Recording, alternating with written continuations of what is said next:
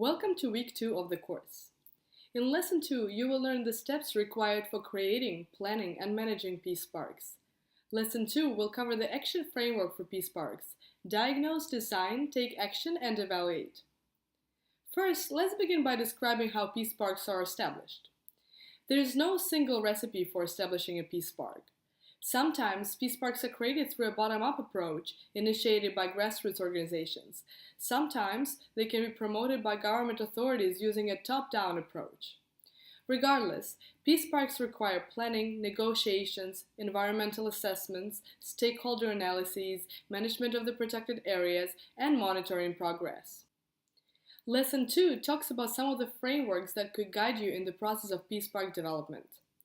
It is important to acknowledge that these frameworks have to be adapted to the local context to be effective. As you're going over the lesson, please consider what each of the steps would look like in your particular context.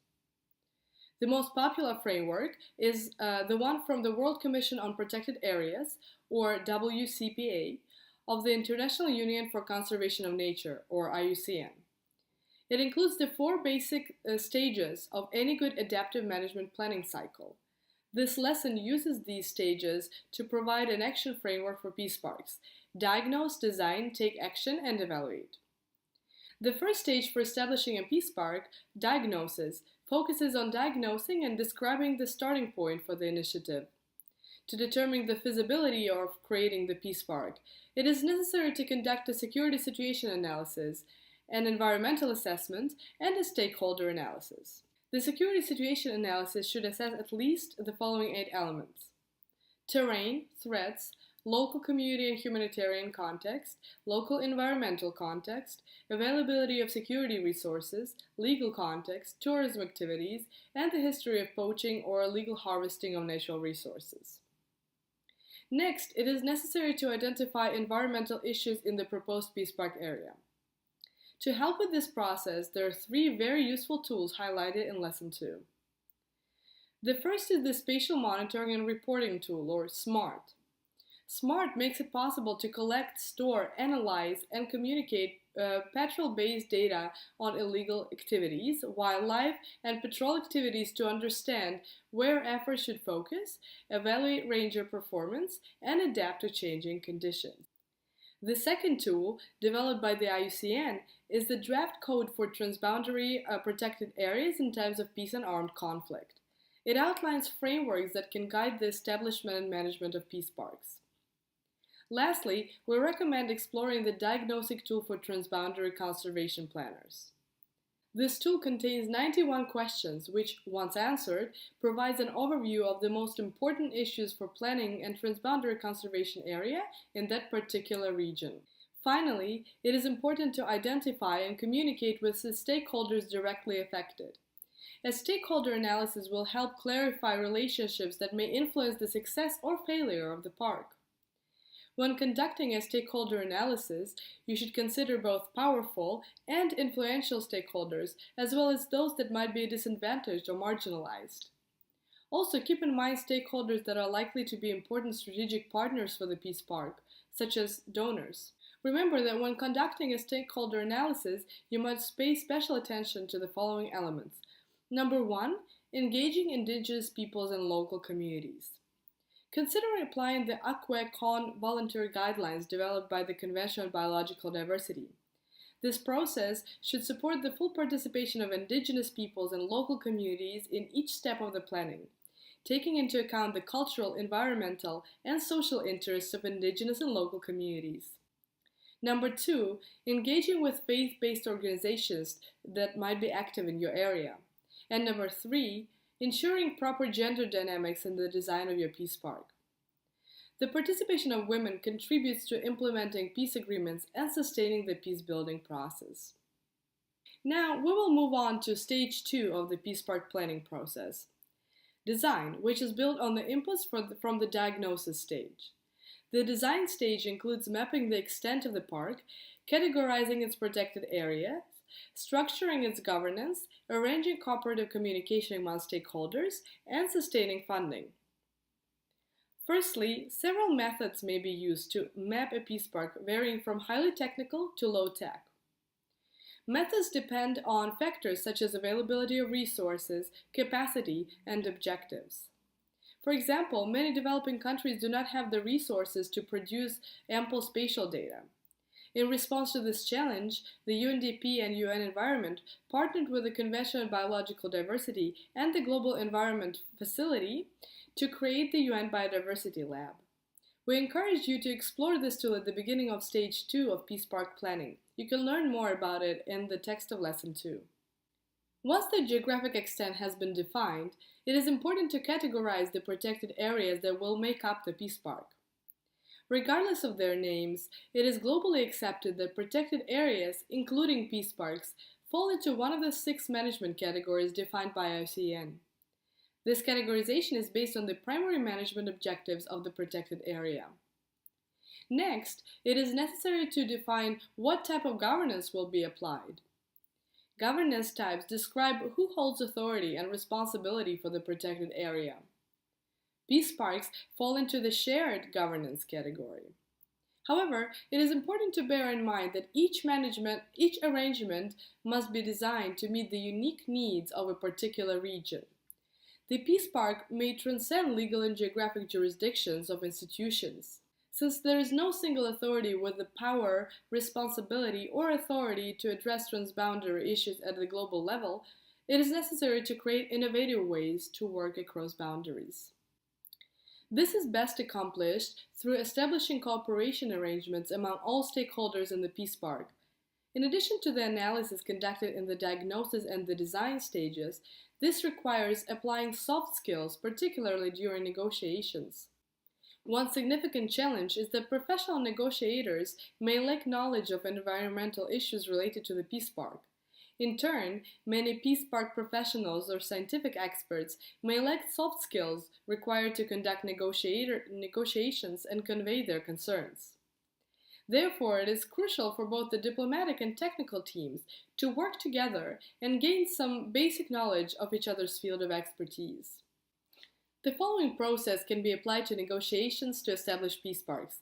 It involves 4 stages. Stage 1 is the adversarial setting. The political boundaries on a map are more dominant than any other boundaries, such as interest or sector. Dialogue is often focused on the past, based on the rights to which a country feels it is entitled, and a period of expressing grievances can be necessary. Stage 2, it is more of a reflexive stage, where negotiations can shift from rights, what a country feels it deserves, to needs, to what it is actually required to fulfill its goals. Conceptually, it is as if taking the national boundaries off the map and analyzing the needs of a peace park as a whole. Stage 3 is an integrative stage, where needs expressed earlier begin to come together to form group interests. People start adding beliefs to the still boundaryless map and thinking about how to enhance benefits throughout the region by incorporating other resources, geographic units, or sectors. And finally, stage 4. This last stage helps to guide the sustainable implementation of the plans and to make sure that the benefits are distributed equitably among the parties. The scale at this stage is now regional. Conceptually, it is necessary to put the political boundaries back on the map, reintroducing the political interest to see that the baskets which have been developed are to the benefit of all. This process should result in cooperative arrangements. There are different levels of cooperation and formalization for establishing peace parks. The main distinction is that formal arrangements are underpinned by legal mechanisms, which may be binding, such as a bilateral treaty, or non-binding, such as a memorandum of understanding. In contrast, informal agreements are predominantly verbal. It is important to note that both formal and informal transboundary governance arrangements can be coordinated by various actors.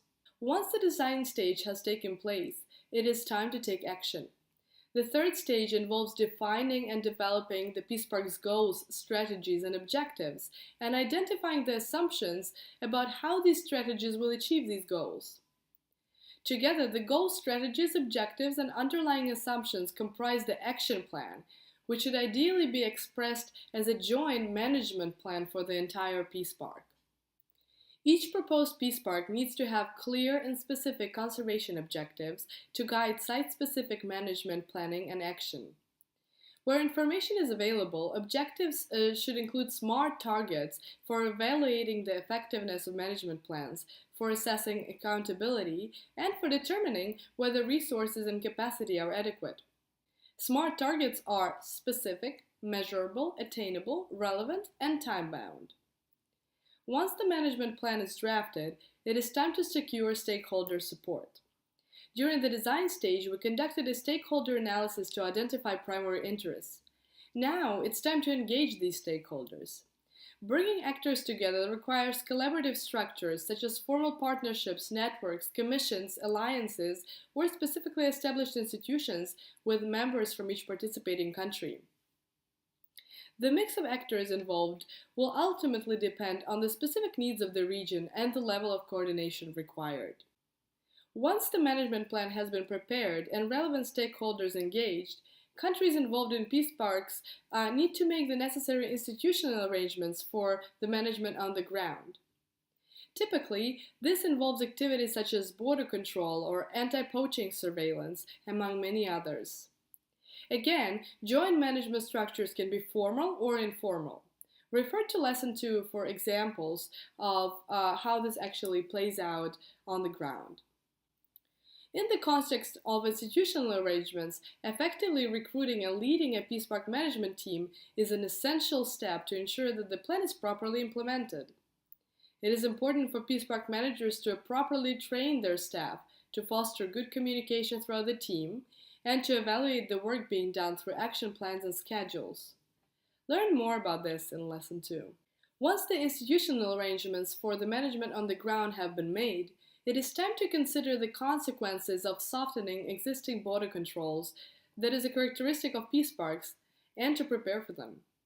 Softening of existing border controls may include removing barriers to the free movement of wildlife across the international boundaries, improving access of tourism to constituent parts of a peace park, establishing transboundary working groups, and facilitating the interaction of communities living on either side of the international boundary.